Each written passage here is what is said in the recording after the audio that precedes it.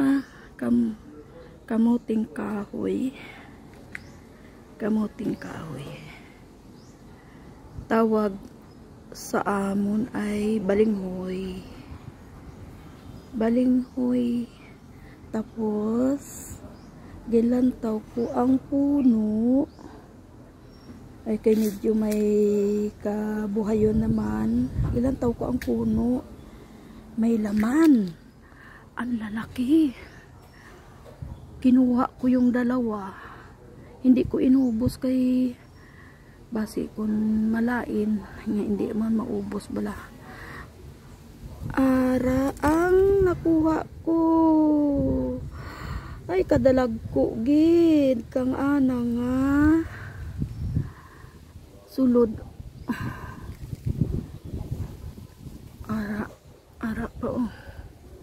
Na sa pader ko, sa kilid pader gali.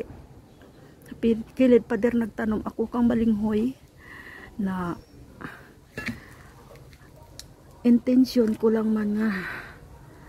Oh. Ara gindalan ako ni Gwen kang balinghoy nga lain nga itsura kang balinghoy. Nagabahol ta na puno daw. Hindi man nga bahol.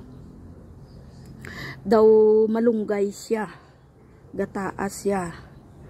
Kaya nga akong ginalagas dyan ang dahon. Kaya nga dahon humok. Ginatula ko na ang dahon niya. Ara duha ka puno.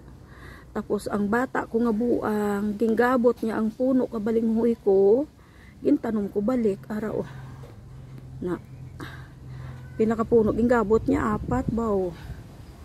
Tapos kindalan ako kang dwarf ni Gwen nga rambutan. Na gintanom ko diyan. Na gintanom ko. Amon na pader ko.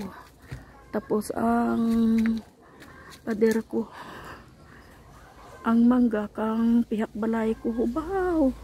Ana ta na nga dahon kang mangga niya gatupa diya sa sulod kang ako nga kudal.